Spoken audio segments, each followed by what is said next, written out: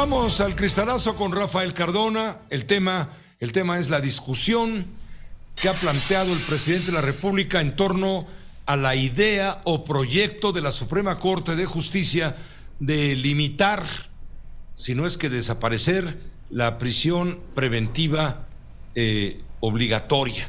Es lo que está manejando el presidente. Dice, no debe desaparecer porque se estaría privilegiando al crimen. Se les estarían dando elementos a los jefes de los cárteles de la droga y a los delincuentes de cuello blanco. Mire, así lo dijo el presidente hoy en la mañana. Antes de ir con Rafael, se lo pongo. El Poder Judicial debería de tener un buen sistema, sí, de defensoría de oficio, y debería de funcionar muy bien, que no funciona, el Consejo de la Judicatura. A ver, les pregunto a ustedes, ¿cuántos jueces, cuántos magistrados, cuántos ministros han ido a la cárcel?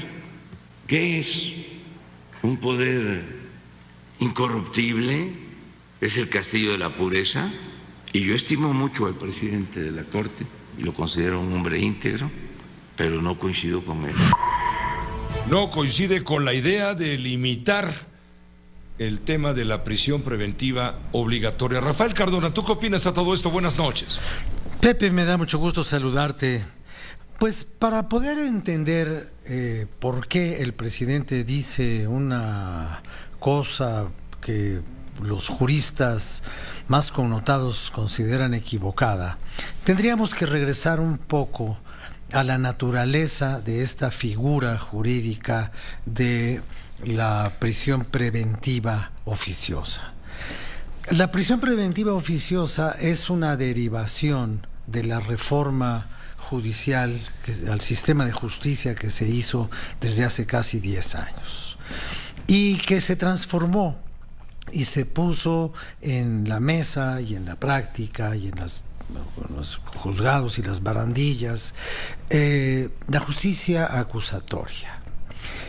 Y entonces la base de toda esta transformación que sufrió la justicia en México, o el sistema de justicia, o el método de impartición de justicia, es la presunción de inocencia.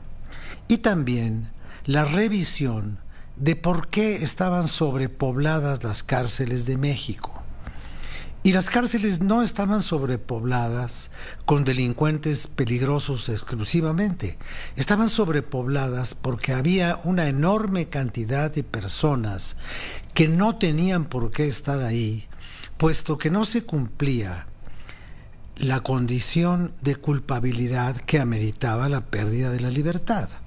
La gente está ahí, hoy muchísimas personas, en la cárcel de mujeres hay 300 o 400 mujeres que están en esas condiciones, para citar solo un caso, y no tienen sentencia.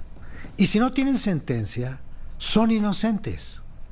O se les debe aplicar la presunción de inocencia que termina. Uno deja de presumir la inocencia de una persona cuando hay una sentencia inculpatoria. En ese momento pierde su condición de presunto inocente o presunta inocente. Entonces, mientras no estés juzgado y estés procesado, eres inocente. Y si eres inocente, es un contrasentido en materia de derechos humanos que estés preso, que estés privado del derecho a la libertad. ¿Y por qué hablo de derechos humanos? Bueno, porque el fundamento de los derechos humanos, la base de los derechos humanos desde la Constitución del 57, que ya se mencionaba esta actitud del ciudadano frente al poder, es proteger al individuo de los abusos de una autoridad.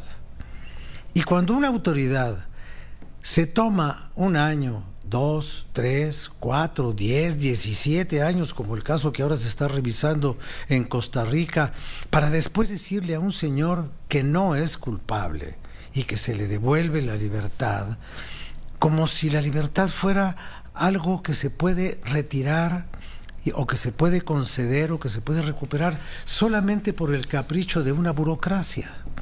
Y el presidente dice, es que si se quita la prisión oficiosa, entonces se va a favorecer la corrupción. Y lo que nos da a entender es que los jueces venales sueltan a los culpables. Pero en sentido contrario también se podría decir, no, Un juez venal también puede serlo encarcelando a un inocente a sabiendas. Entonces, desaparecer esta figura es simplemente un paso consistente con la vocación mexicana declarada de respeto a los derechos humanos, que es el primer artículo de la Constitución de este país.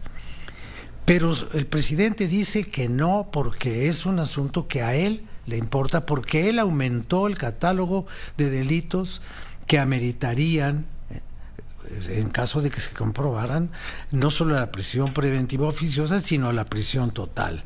Y la parte buena de todo esto es que Adán Augusto, el señor secretario de Gobernación, nos dice que si se retira la figura de la prisión preventiva oficiosa, se pondría en riesgo todo el sistema de seguridad de este país, toda la estrategia de seguridad.